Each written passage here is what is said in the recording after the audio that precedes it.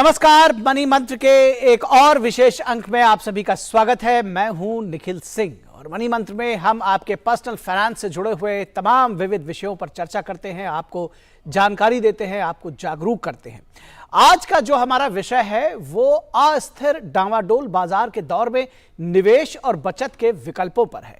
आज के समय में जब तमाम शेयर्स अस्थिर हैं, वैश्विक बाजारों में कहीं ना कहीं मंदी के संकेत हैं, रूस और यूक्रेन के बीच का जो युद्ध है उसका भी असर वैश्विक बाजारों पर है, तो ऐसे में आम लोगों के पास निवेश के क्या अवसर हैं, इस पर हम आज विस्तार से चर्चा करेंगे। दरअसल दो महत्वपूर्ण सवाल उठते हैं। पहला, अस्थिर बाजार में जो आपका निवेश है उसका क्या करें और उसके साथ बने रहें या इंतजार करें, और दूसरा जो नए निवेशक हैं उनको क्या करना चाहिए, वो कहां निवेश करें। और एक सवाल यह भी है कि क्या ऐसे समय में लोगों को बचत योजनाओं पर फोकस करना चाहिए। तो इन्हीं सब पहलुओं पर आज हम विस्तार से चर्चा करेंगे अपने विशेष मेहमान से। आइए उनसे आपका परिचय करा दें। हमारे साथ में खास मेहमान जुड़े हुए हैं धीरेन्द्र कुमार जी, जो कि सीईओ हैं वैल्यू रिसर्च के। धीरेन्द्र जी, बहुत स्वागत है आपका। और दर्शकों, आप भी हमारे साथ में इस कार्यक्रम में सीधे जुड़ सकते हैं, ये वन वे ट्रैफिक नहीं है, आप भी इसमें शामिल हो सकते हैं। हमारी फोन लाइनें खुल गई हैं। हमारा फोन नंबर आप नोट कर लें, 011-233-87031। एक बार नंबर फिर से नोट कर लें, 011 दिल्ली का कोड, 233 इसके साथ साथ 87031। इस नंबर पर आप कॉल करें और अपने जो भी मन में अगर आपके कोई शंका है तो उसका समाधान प्राप्त कर सकते हैं। तो इस चर्चा की शुरुआत करते हैं धीरेन्द्र जी के साथ में। धीरेन्द्र जी, सबसे पहले जो नए निवेशक हैं आज के दौर के बाजार में, उनके लिए क्या आप क्या सलाह देंगे कि वो क्या करें, क्योंकि जो अस्थिर बाजार जैसे कहा गया तो उसमें कई बार जो नए निवेशक हैं उनके मन में बड़ा डर है कि वो बाजार में निवेश करें ना करें, अगर करें तो कहां जाएं। किस तरह से समझना चाहिए इस स्थिति को? जी हाँ, जितने निवेशक जो कि पिछले 1-2 साल में आए हैं और बिना कुछ सोचे समझे आए हैं कि चूंकि निवेश करना बहुत आसान हो गया है, आपको एक ऐप डाउनलोड करते हैं और जो वहां पे सबसे ज्यादा रिटर्न देने वाला फंड ऊपर दिखता है उसमें आप निवेश कर देते हैं और अचानक वहां पे अभी ये उतार चढ़ाव दिखता है और इससे आप घबरा जाते हैं। तो ये समय है आपके लिए कि यही समय है जिस समय आपको समझना चाहिए, जहां पे आपकी ज्यादा पूंजी नहीं लगी है, कि बाजार का कैरेक्टर क्या है। बाजार तो ऐसा ही रहेगा, बाजार कभी भी स्थिर नहीं होता है। बाजार 20% सालाना रिटर्न देने वाला जरिया नहीं है।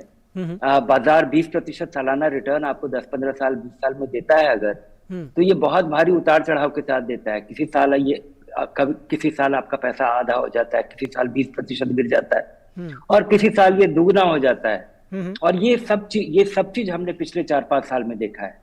अभी जो भारतीय बाजार की स्थिति है वो उतनी बुरी नहीं है। बदहाली तो दुनिया भर के बाजारों की हुई है और दुनिया भर के बाजार में जिस तरह का हाहाकार मचा हुआ है उसकी तुलना में भारतीय बाजार में बहुत मामूली सा, बल्कि अभी तक सेंसेक्स में कोई भारी नुकसान नहीं है अगर 1 साल पहले किसी ने पैसा लगाया था जी। तो जरूरी है कि इस समय आप निर्धारित करें, और वो जो निर्धारण है उसका मैं आपको एक मैं फ्रेमवर्क बताता हूँ। क्या अगर ये आपका पैसा लंबे समय का है, अगर आप, और लंबे समय का मतलब कोई जरूरत 5 साल तक नहीं है, तो जो लगा हुआ है उसमें घबराए बिना लगे रहने दे। कोशिश करें कि धीरे धीरे पैसा लगाए और वही पैसा लगाए जिसका आपको 4-5 साल जरूरत नहीं पड़ेगा। छोटी बचत योजना, उसमें सबको लगाना चाहिए जब तक कि वो पैसा आपको कुछ समय में चाहिए हो, या आप बाजार से इतना डरते हैं कि आप उस उतार चढ़ाव में बिल्कुल आप इंटरेस्टेड नहीं है और आप एक निश्चित आमदनी चाहते हैं। इसका नुकसान क्या है? इसका फायदा ये है कि आपकी बचत हो पाती है, आप एक छोटी रकम से एक बड़ी पूंजी इकट्ठा कर पाते हैं। हाँ। इसमें किसी भी तरह का कोई खतरा नहीं है पैसा, और एक अच्छा रिटर्न मिल रहा है। बैंक डिपॉजिट की तुलना में आपको यहाँ बेहतर रिटर्न मिलता है। और इसका नुकसान ये है कि जिस तरह की महंगाई हम भारत में देखते हैं आमतौर पे, या भविष्य में देखेंगे, या अभी जैसा है, आपको लग रहा है कि आपका पैसा बढ़ रहा है लेकिन आपका पैसा घट रहा है। जी, हमारे साथ में एक कॉलर है जुड़े हुए हैं धीरेन्द्र जी, उनसे बात कर लेते हैं। पीयूष श्रीवास्तव हमको लखनऊ से कॉल कर रहे हैं। पीयूष जी, स्वागत है आपका, पूछिए अपना सवाल। नमस्कार धीरेन्द्र सर। नमस्कार। सर, मेरा सवाल ये है, मैं अभी गवर्नमेंट एम्प्लॉय हूँ और मैं भी एनपीएस में आता हूँ। क्योंकि हम लोग का पैसा जो है एनपीएस अकाउंट में डिपॉजिट हो जाता है, तो वो पैसा हम अभी यूज नहीं कर सकते विदाउट एनी बिग पर्पस। तो अभी हमें फाइनेंशियल फ्रीडम के लिए छोटा छोटा जो ट्रेडिंग या स्टॉक मार्केट जो आज के डेट में बूम कर रहा है, तो शुरुआती तौर पे किसमें आदमी को रुझान लाना चाहिए तो किस तरह? जी हाँ जी, ये जो आपका एनपीएस है ये काफी अच्छा जरिया है। बहुत सारे लोग इसके बारे में चिंतित हैं कि आपको अब निश्चित पेंशन सरकार से नहीं मिलेगा, लेकिन अगर ये पेंशन कारगर तरीके से काम किया तो ये एक बहुत अच्छा ऑप्शन लोगों के लिए साबित होगा। बहुत सारे लोग खुश होंगे अगर ये भारत का अगर ये डिकेड है या अगला 10-15 साल है, या अगर एनपीएस की जब से शुरुआत हुई थी तब से अगर लोगों का पैसा लगा होता जिस तरह से आज लग रहा है, तो ये पैसा काफी बड़ा होता, क्योंकि शुरू के 7-8 साल आपका पैसा कटा 2014 से, और 4-5 साल तक 2004 से, और शुरू के 5-6 साल ये पैसा लगा ही नहीं, इसमें केवल आपको एक फिक्स्ड रिटर्न मिलता रहा जी। तो जो एक्स्ट्रा पैसा है, एक तो मैं आपको ये आगाह करूंगा कि ट्रेडिंग में जिसमें रुझान बढ़ रहा है इसमें कभी ना जाएं। ट्रेडिंग आप करते हैं इस नजरिए से कि आपको पैसा निकालना है, आपको निवेश करना चाहिए, जिसमें कि आपका नजरिया होना चाहिए कि आपको पैसा नहीं निकालना है, और तभी बाजार में पैसा बनता है। जब आप ट्रेडिंग करते हैं तो उसमें आमतौर पे जो भारत का सबसे बड़ा स्टॉक ब्रोकर है, एक डिजिटल स्टॉक ब्रोकर है जीरोधा के फाउंडर ने कुछ दिन पहले एक ट्वीट किया था कि केवल 1 से 1.5% उनके कस्टमर हैं जो ट्रेडिंग करते हैं, और उन्हें फायदा होता है इतना कि वो फिक्स डिपॉजिट से ज्यादा रिटर्न में कमा पाते हैं। बाकी अधिकतर लोग 98.5% लोग पैसा नहीं बनाते हैं, लेकिन इसमें मजा बड़ा आता है। और बाजार में जब आप पैसा लगा रहे हैं, गाड़ी कमाई की पूंजी लगा रहे हैं, तो इसको मजे के नजरिए से न देखें, एक अच्छे फंड का चुनाव करें, उसमें एसआईपी करिए, और इसमें मजा कम आएगा, लेकिन एक छोटी रकम से एक बड़ी पूंजी इकट्ठा हो सकती है।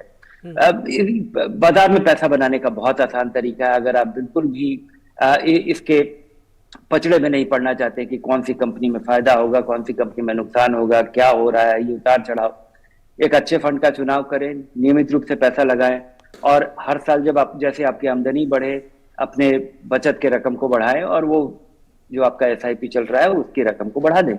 और इस छोटे से स्टेप को कई साल तक करने का नतीजा एक बड़ी पूंजी हो जाएगी जी।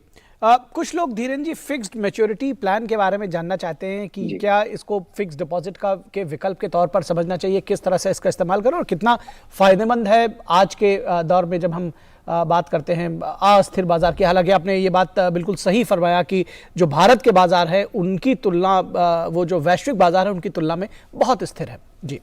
जी नहीं, एफएमपी एक बहुत ही कारगर जरिया है लोगों के लिए।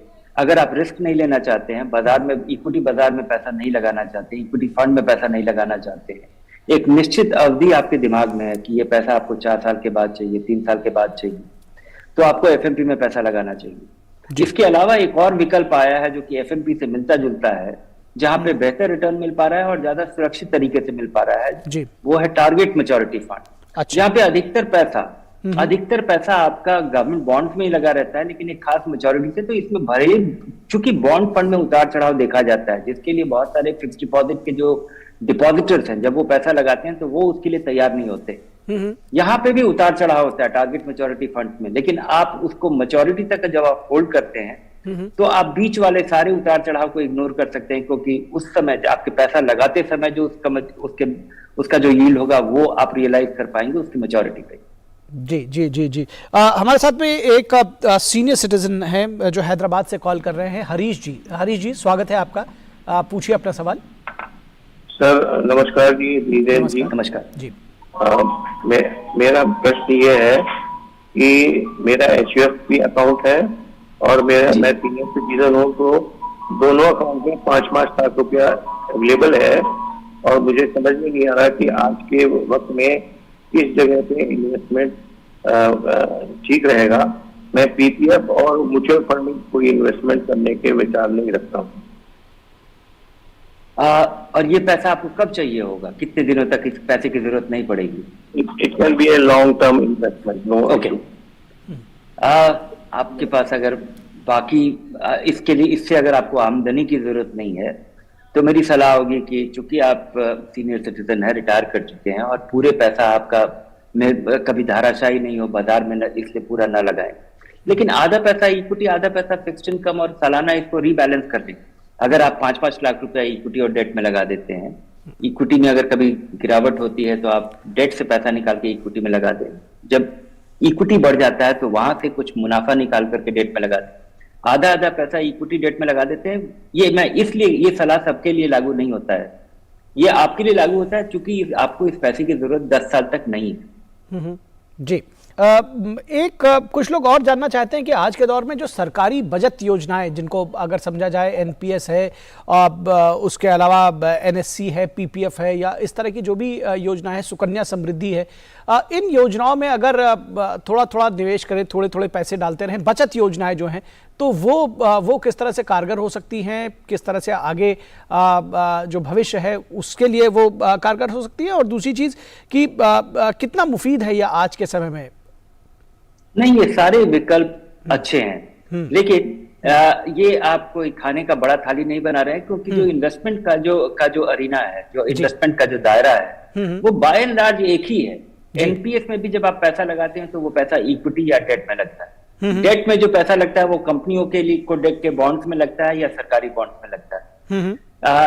और आप शेयर बाजार में लगाते हैं तब भी ऐसा ही होता है, आप म्यूचुअल फंड में लगाते हैं तब भी ऐसा ही होता है। तो आपका पैसा अल्टीमेटली इक्विटी या डेट में लग रहा है, और ये आपको नहीं भूलना चाहिए कि सबका कैरेक्टर उसकी किस तरह से ये उपलब्ध है, इससे बदल जाता है। जी, अगर आपके पास निवेश करने का कोई साधन नहीं है, कोई जानकारी नहीं है, और आपकी आमदनी शुरू हो गई है, तो सबसे पहले लोगों को अपनी सुविधा के अनुसार पोस्ट ऑफिस में जाकर रिकरिंग डिपॉजिट का अकाउंट खोलना चाहिए। ठीक बात है। जैसे आप म्यूचुअल फंड और एक बैंक अकाउंट खुल जाता है और आपको लगता है कि इस पैसे की जरूरत 5 साल तक नहीं पड़ेगी, बचत का आदत मुझे लगता है कि बहुत जरूरी है, और इसको जल्दी से जल्दी शुरू करना चाहिए, चाहे वो पोस्ट ऑफिस का रिकरिंग डिपॉजिट हो, बैंक का रिकरिंग डिपॉजिट हो। और ये जब आप जादू देखते हैं कंपाउंडिंग का 1-2 साल करने के बाद, कि एक ऐसी पूंजी इकट्ठा हो जाती है जो आपके पास थी ही नहीं, और ये बहुत छोटे रकम से इकट्ठा होती है। दूसरा कि तब आप ये निर्धारित कर सकते हैं कि कितना पैसा आपका इमरजेंसी के लिए हमेशा आपके पास उपलब्ध रहे, जो कि बैंक में ही पड़ा रहे या कहीं, तो और कौन सा पैसा आपको 5-10 सालों की जरूरत नहीं पड़ेगी, और वो पैसा आपका जरूर इक्विटी में जाए, एसआईपी के जरिए लगाइए, एनपीएस के जरिए लगाइए। अंडरलाइन चीज एक ही है, इक्विटी या डेट। जी, हमारे साथ में एक कॉलर हैं जो कि छत्तीसगढ़ के जसपुर से हमको कॉल कर रहे हैं, विनोद जी। विनोद जी, पूछिए अपना सवाल। सर, मेरा एक डीमैट अकाउंट है। जब मैंने डीमैट अकाउंट खोला तो बैंक वालों ने खुद अपना एक एसआईपी चालू कर दिया, वो अपने से। दूसरा एसआईपी मैंने अपने मन से चालू किया, लेकिन वो मुझको उतना रिटर्न नहीं दे पा रहे हैं। तो क्या मैं मुझे कैसे चूज करना है कि मुझे अच्छा रिटर्न देने वाला जो एक म्यूचुअल फंड है, वो कैसे चूज करना चाहिए? जी, ये बहुत सारे लोगों का सवाल है दरअसल धीरेन जी, कि एक अच्छा रिटर्न कैसे, कहां से मिले। जी, एक अच्छा रिटर्न देने वाला जो एसआईपी है, मुझे लगता है कि बहुत ढेर सारे फंड है जो कि अच्छा साबित हुए हों जी, लेकिन पिछले 1 साल में लगाया हुआ पैसा अधिकतर लोगों का कोई खास रिटर्न नहीं मिला होगा। और एसआईपी इसी तरीके से काम करता है। अगर आपने 5,000 रुपया या 2,000 रुपये महीना लगाना शुरू किया और पिछले 1 साल में इक्विटी मार्केट में पैसा 2% बढ़ा है, तो ये कोई खास रिटर्न नहीं होगा। इक्विटी बाजार ऐसे ही चलता है, कई साल आपको रिटर्न कम मिलता है, किसी साल नुकसान होता है, और अचानक पैसा दुगना हो जाता है किसी साल में, किसी 6 महीने में। और ये जो अचानक रिटर्न देने का, जिस वजह से लोग काफी घबराते हैं, जिस वजह से इक्विटी से लोग डरते हैं, और इक्विटी जो ज्यादा रिटर्न दे पाता है, ये उतार चढ़ाव का ही नतीजा है। तो ये आप अगर आप सबसे पहले देखिए कि आपका जो फंड जिसमें लगा हुआ है वो एक इक्विटी फंड हो, शुरुआत का दौर है, ये नुकसान नहीं हुआ है, तो ये अच्छी बात है।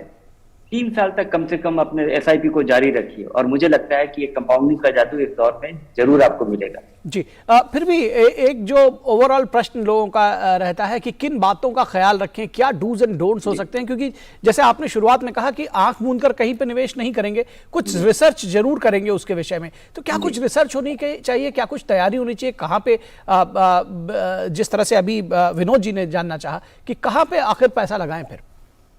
जी हाँ, ये 2 लेवल का रिसर्च जो कि किसी भी व्यक्ति को निवेश करने के पहले जरूर करना चाहिए, अनिवार्य है, और ये पैसा आपका है, आपसे बेहतर तरीके से ये इसकी चिंता कोई और नहीं कर सकता है। अगर आप किसी पे भरोसा कर रहे हैं कि आपके लिए वो चिंता करेगा, तो ये आपकी गलतफहमी। आपको जो भी सलाहकार दिखते हैं वो सलाहकार नहीं है, वो उनका कारोबार है। वो आपको एक निवेश बेच रहे हैं और उनको उस निवेश को बेचने में फायदा है। ये अलग बात है कि रेगुलेटर ने बहुत सारा ऐसा बंदोबस्त किया है जिसके वजह से ये लोग, अधिकतर लोग अब काफी ईमानदारी से लोगों को सलाह दे पाते हैं कि आपके लिए उचित क्या है, अनुचित क्या है। दो लेवल पे आपको ये चीज देखना चाहिए कि आपके लिए अप्रोप्रिएट फंड क्या है, क्योंकि अगर आप लंबे समय का पैसा किसी बॉन्ड फंड में लगा देते हो आपको निराशा होगी, कम समय का पैसा किसी इक्विटी फंड में लगाते तो निराशा होगी। और अब फंड करीब करीब 36 तरीके के उपलब्ध है लोगों को, और इसमें से चुनना कि किसी आप सेक्टर फंड में लगा देंगे, किसी नैरो फंड में लगा देंगे, किसी स्मॉल कैप में लगा देंगे, और जिसके लिए आप तैयार नहीं। मुझे लगता है कि लोगों को शुरुआत करना चाहिए किसी अग्रेसिव हाइब्रिड फंड से, जो कि स्टेबिलिटी आपको प्रोवाइड करता है और बाजार का फायदा भी पूरी तरह अधिकतर दे पाता है। और वो जरूरी है शुरुआत के 1-2 साल में आपके बाजार में विश्वास बनाने के लिए। और तो अप्रोप्रिएट फंड पहले आप थोड़ा जान करके, पढ़ करके, किसी वेबसाइट पे, मेरे वेबसाइट पे जाकर के आप पढ़िए, और ये आपकी निर्धारित कर पाएंगे। दूसरा कि अच्छे फंड का चुनाव करें। अच्छे फंड का चुनाव करना बड़ा मुश्किल है, क्योंकि भविष्य में कौन सा फंड अच्छा साबित होगा ये कहना बड़ा मुश्किल है। लेकिन आप एक चीज जरूर कर सकते हैं कि आप खराब फंड को ड्रॉप कर सकते हैं। आपको पता चल जाएगा कि कौन कौन से फंड इस तरह से चलाए गए हैं जो कि बहुत ही निराशाजनक रहा है। गिरते बाजार में ज्यादा गिरते हैं, चढ़ते बाजार में नहीं चढ़ते, और ये सारी जानकारी उपलब्ध है बहुत ही आसानी से जी। और ये एक स्मार्टफोन और इंटरनेट, ये सारी जानकारी बहुत आसानी से अपडेटेड जानकारी आपको उपलब्ध कराता है जी। एक हमारे साथ कॉलर जुड़े हुए हैं पटियाला से, आशीष हमको कॉल कर रहे हैं। आशीष जी, पूछिए अपना सवाल। सर, मेरा सवाल ये है कि मेरे पीपीएफ अकाउंट का 9वां साल चल रहा है और मुझे लोन की जरूरत है, तो मैं कैसे लोन ले सकता हूँ पीपीएफ अकाउंट से? पीपीएफ अकाउंट को आप ये कोलैटरल के तौर पे आप किसी बैंक को दे करके आप पीपीएफ अकाउंट से लोन ले सकते हैं। जी जी जी जी। उस जितना निवेश अभी तक आपका हुआ है उसके आधार पर आपको उसके आधार पे आपको मिल जाएगा। जी जी जी बिल्कुल। और शायद 10 वर्षों के बाद उसमें से कुछ धन आप निकासी कर सकते हैं, मैं निकाल करके वो रिलीव कर सकते हैं। जी जी। एक सवाल और भी कुछ लोग जानना चाहते हैं धीरेन्द्र जी, कि सोने में निवेश, जब हम सुरक्षित निवेश की बात करते हैं तो सोने में निवेश कितना मुफीद, कितना फायदे का सौदा हो सकता है, और सॉवरेन गोल्ड बॉन्ड्स वगैरह हैं, इसमें अगर निवेश किया जाए किस तरह से देखते हैं इसको? मैं सोने को एक निवेश नहीं मानता हूं, क्योंकि निवेश का जो डेफिनेशन है कि वो कुछ कारगर चीज करता है। सोना जब आप खरीदते हैं तो ये आपके लॉकर में बैठा रहता है, ये मेहनत नहीं कर रहा होता है। जब आप बॉन्ड खरीदते हैं तो आप किसी को ये पैसा उधार दे रहे हैं और वो अपने किसी कारोबार में किसी काम में उसका उपयोग कर रहा है, जिससे उसको रिटर्न मिलता है, और वो आपको एक निश्चित आमदनी देता है। वो लोग ज्यादा रिटर्न देते हैं आपको जो कि ज्यादा रिस्की होते हैं, और जो कम रिस्की होता है वो आपको कम रिटर्न देता है। तो वहां पे आपका रिस्क कम है, और तो रिस्क की तुलना में आपको बॉन्ड से ज्यादा रिटर्न या कम रिटर्न मिलता है। इक्विटी में आप पैसा लगाते हैं तो आपके पास मालिकाना हक होता है। जिस भी एसेट का आप मकान खरीदते हैं तो आप उस मकान में रह पाते हैं और किराया बचा पाते हैं, और मकान का दाम भी कभी कभी बढ़ता है अगर वो उस जगह का वैल्यू बढ़ रहा हो, वहां पे कारोबार अगर बढ़ रहा हो, इकोनॉमी अगर थ्राइव कर रहा हो। सोना लॉकर में आके बैठा रहता है, और सोने का भाव इसलिए बढ़ता है क्योंकि हमें उम्मीद है कि भविष्य में ज्यादा लोग सोना खरीदेंगे, और सोने का सप्लाई वही डिफाइंड है। इसके अलावा सोने का ट्रांजैक्शन कॉस्ट बहुत ज्यादा है। अगर आप ज्वेलरी के फॉर्म में खरीदते हैं तो बनाने का और उसको सोने में वापस कन्वर्ट करने का एक खास दाम है। उसके अलावा जो लेवल ऑफ प्योरिटी है। और सॉवरेन गोल्ड बॉन्ड सबसे, अगर उसके इन सब चीजों के बावजूद आप कुछ सोना रखना चाहते हैं तो सॉवरेन गोल्ड बॉन्ड सबसे बढ़िया विकल्प है, क्योंकि बाकी सोने के जितने विकल्प हैं उनको रखने का खर्चा है। सॉवरेन गोल्ड बॉन्ड अकेला है जिसमें कि आप सोने के दाम को राइड कर पाते हैं और 2.5% आपको सालाना रिटर्न भी मिल पाता है, और 8 साल तक आप होल्ड करते हैं तो कोई टैक्स भी नहीं लगता है। तो अगर आपको सोने में विश्वास है और सोना आपको खरीदना है तो सॉवरेन गोल्ड निवेश के तौर पे तो सॉवरेन गोल्ड बॉन्ड लीजिए। और मेरी आम सलाह होगी कि सोने में निवेश के तौर पे आपको निवेश नहीं करना चाहिए। ये एक स्टोर ऑफ वैल्यू है। जब सब जगह हाहाकार मचा रहता है तो सोने में उतनी गिरावट नहीं दिखती है, इस वजह से सोने का थोड़ा बहुत केस बनता है, लेकिन सोने को एक अच्छा प्रोडक्टिव रिवॉर्डिंग एसेट के तौर पे नहीं देखना चाहिए। जी बिल्कुल। हमारे साथ में एक कॉलर जम्मू से कॉल कर रहे हैं, आशीष गंजू जी। आशीष जी पूछिए अपना सवाल, स्वागत है आपका जी। हेलो नमस्कार सर। नमस्कार, मैं आशीष गंजू बोल रहा हूँ जम्मू से। एक्चुअली सर मैंने LIC का जो IPO आया था उसमें इन्वेस्ट किया था, तो सर उसकी जो LIC के जो शेयर्स की वैल्यू है वो अभी गिर रही है काफी, तो मुझे ये पूछना था कि उसके जो शेयर्स हैं हमको होल्ड करके रखने चाहिए या क्या करना चाहिए उसको? जी हाँ, LIC का जो IPO आया था उसमें लोगों जिनको अलॉटमेंट हुआ उन्हें बड़ी निराशा हुई है, और मुझे कम समय में ऐसा उम्मीद नहीं है कि LIC में कोई खास फायदा होगा। फायदा थोड़ा कम होगा, थोड़ा शायद आपका नुकसान रिकवर हो जाए, लेकिन कोई लंबा चौड़ा फायदा इसलिए नहीं होगा क्योंकि LIC अगर बहुत अच्छा करेगा तो LIC अपने अब फिर से IPO लाएगी, फिर से शेयर्स अपने इशू करेगी, क्योंकि बहुत छोटा सा रकम अभी तक डाइल्यूट हो पाया है। और LIC को हर तरह का LIC हालांकि एक मजबूत कंपनी है, अच्छी कंपनी है, मुनाफा बढ़ेगा, लेकिन दूसरों की तुलना में ये हर सेक्टर में हुआ है। आपने देखा होगा कि बैंकिंग सेक्टर जब पब्लिक सेक्टर के लिए का मोनोपोली खत्म हुआ तो प्राइवेट सेक्टर देखते देखते पिछले 20-25 साल में HDFC और ICICI बैंक और एक्सिस बैंक केवल बड़े बैंक खड़े हो गए और SBI केवल एक बड़ा बैंक रह गया, बाकी सारे बैंक पिछड़ गए। उसी तरह से LIC के खास फायदे हैं। LIC बहुत ही मजबूत कंपनी है। सरकार ने कहा है कि हमेशा 51% स्टेक रहेगा, लेकिन उसके शेयर से मुझे कोई बहुत बड़ी उम्मीद नहीं है, क्योंकि जो मार्केट का जो डायनामिक्स है वो LIC के शेयर के लिए बहुत ही अनफेवरेबल है। जी एक कॉलर और भी जुड़े हुए हैं हमारे साथ में, राजेश जो कि दिल्ली से कॉल कर रहे हैं। राजेश जी पूछिए अपना सवाल। कि मैं शेयर मार्केट में ट्रेडिंग करता हूँ, तो कोई ऐसा प्लेटफॉर्म है सर जहाँ मैं मतलब हर चीज मेरे को एक जगह मिल जाए? फॉर एग्जांपल न्यूज, और जैसे मेरे को हर चीज के लिए मेरे को डिफरेंट प्लेटफॉर्म पे जाना पड़ता है। न्यूज के लिए मैं TV फॉलो करना पड़ता है, तो कोई अदर एप्लीकेशन में जाना पड़ता है, तो कोई ऐसा एप्लीकेशन है जहाँ पर मेरे को सारा चीज एक जगह ही मिल जाए जो मैं ट्रेडिंग को अच्छे से कर पाऊँ? राजेश जी, मुझे ट्रेडिंग के लिए कोई अच्छा साधन मुझे जानकारी नहीं है, और बहुत महंगे महंगे विकल्प हैं। ब्लूमबर्ग टर्मिनल है जिसमें सब कुछ उपलब्ध होता है, आप ट्रेड भी कर पाते हैं और सारी जानकारी भी मिलती है, लेकिन इसके बारे में मैं उचित आदमी नहीं हूं जो आपको सलाह दे पाऊंगा, बल्कि मेरा बहुत गहरा विश्वास है कि ट्रेडिंग से लंबे समय में लोगों को नुकसान होता है, और जिस तरह से आप बता रहे हैं कि आपकी बहुत सारी जरूरत है जिससे आपको फायदा हो सकता है, तो इससे ये लग रहा है कि ये बहुत मेहनत का भी काम। जी जी निश्चित तौर पर ये थैंक यू सर। जी ये समझने की जरूरत है राजेश जी। एक बात अभी जो चर्चा हो रही थी धीरज जी, जो पुराने निवेशक हैं वो क्या करें आज के समय में? जो उनका निवेश है क्या उसको होल्ड रखें या उसको देखें कि उसको निकालने लायक है? कैसे समझना चाहिए आज के समय को?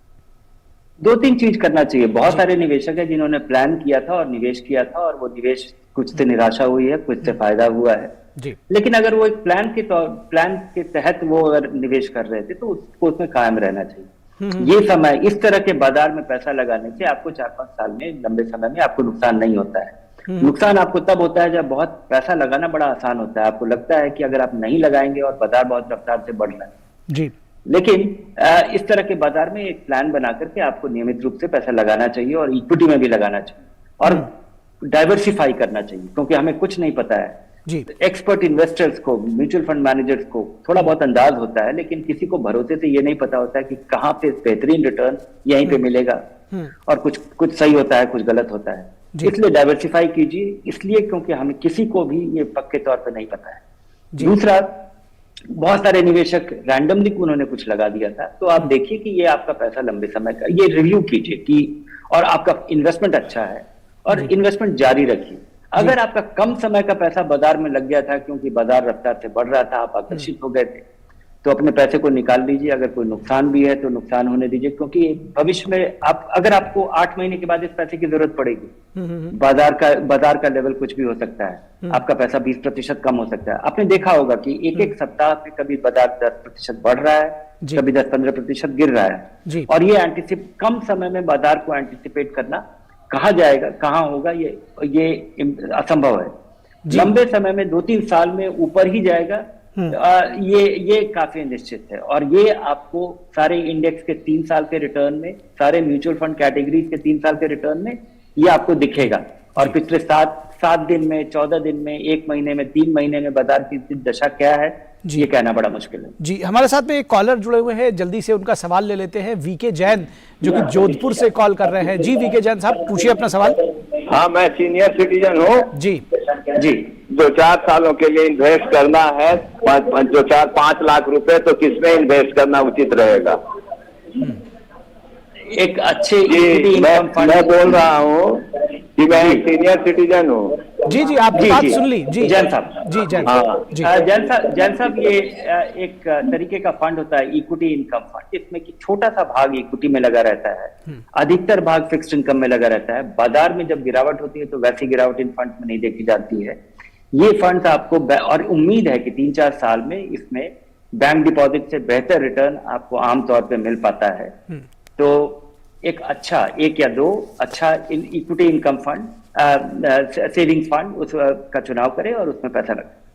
जी, तो जैन साहब को अपने प्रश्न का उत्तर मिल गया होगा। और बहुत सारे लोग जो हमसे सवाल पूछ रहे थे, हमारे कार्यक्रम से जुड़े हुए थे और जिन्होंने इसको देखा, उनको भी अपने सवालों का उत्तर मिला होगा। बहुत शुक्रिया धीरेन्द्र जी, हमारे पास आज के इस कार्यक्रम में समय बस इतना ही। आपका बहुत शुक्रिया इन तमाम सवालों का जवाब देने के लिए, इन विविध विषयों पर विस्तार से चर्चा करने के लिए। तो निश्चित तौर पर अस्थिर बाजार के दौर में निवेश के बारे में आपको जब जानकारी की बात होती है तो आपको निश्चित तौर पर आज के इस कार्यक्रम से जानकारी मिली होगी। आप रिसर्च करें, कहीं भी इसी तरह अपना पैसा ना लगा दें। और सबसे खास बात है कि ये अपने दिमाग से निकालें कि बाजार का जो दौर है वो भारत में अस्थिर है। दरअसल जो तमाम बाजार हैं दुनिया भर के, वो उतार चढ़ाव झेल रहे हैं, लेकिन उसकी तुलना में भारत में अभी भी स्थिति मजबूत है। फिलहाल मनी मंत्र के इस अंक में बस इतना ही। हमारी पूरी टीम को दीजिए इजाजत। नमस्कार।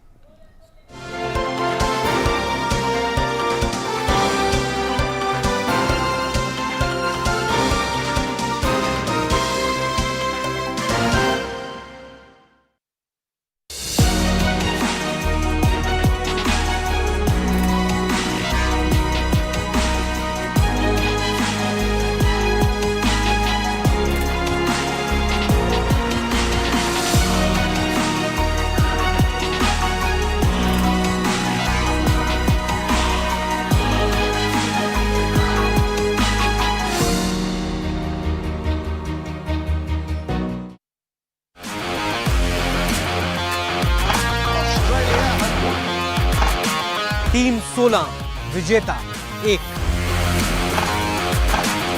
क्या 15 साल बाद बनेगी टीम इंडिया T20 की सरताज?